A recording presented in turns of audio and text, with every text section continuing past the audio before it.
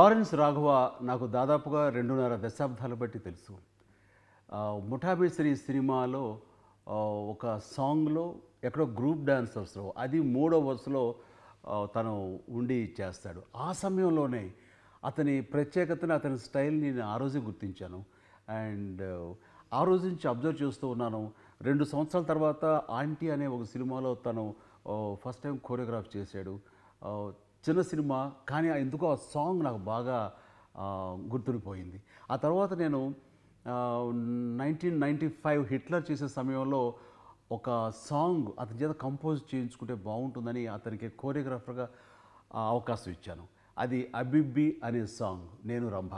ఆ సాంగ్లో ఆ స్టెప్స్ ఈరోజు కూడా ప్రతి ఒక్కరికి గుర్తుండిపోయేలా కంపోజ్ చేశాడు. శభాష్ అనిపించుకులాగా అతను దాన్ని డిజైన్ చేశాడు. ఆ రకంగా తనకి ఇచ్చిన అవకాశం సద్వినియోగపరుచుకుని అక్కడి నుంచి కోరియోగ్రాఫర్గా అంచెలంచెలు ఎదుగుతూ నెంబర్ 1 కోరియోగ్రాఫర్గా ఈ తెలుగు ఇండస్ట్రీలో మంచి స్థానం సంపాదించాడు లారెన్స్.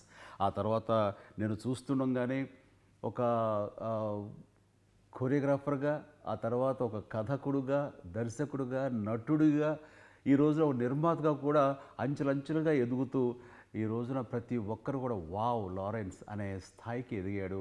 అది తన స్వయం కృషితోటి. అలాగా స్వయం కృషితో ఎదిగినటువంటి ఎవరైనా సరే నాకు అభిమానులే. అలాంటి వాళ్ళు నేను మనస్ఫూర్తిగా నేను అభినందిస్తాను. ఒక తమ్ముడుగా నేను చాలా ఇష్టపడతాను.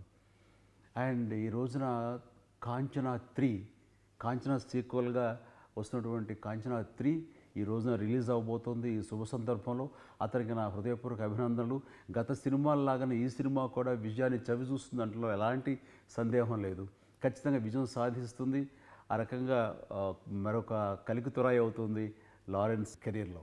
అలాగే ఈ సందర్భంగా అతను తన లారెన్స్ చారిటబుల్ ట్రస్ట్ బ్రాంచ్ని ఈ హైదరాబాదులో కూడా ఓపెన్ చేస్తున్నందుకు నేను హృదయపూర్వక నా అభినందన తెలియజేస్తున్నాను.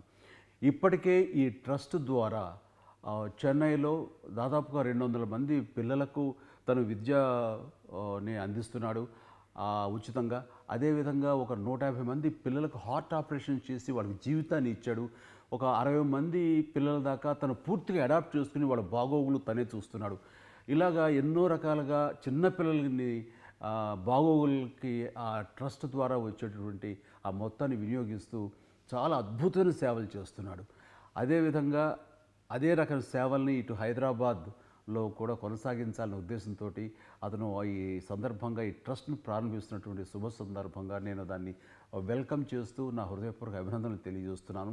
ఈ సందర్భంగా ఆ హైదరాబాదులో స్టార్ట్ చేసే ట్రస్ట్కి నేను నా వంతుగా నేను 10 లక్షల రూపాయలు విరాళంగా నేను ప్రకటిస్తున్నాను.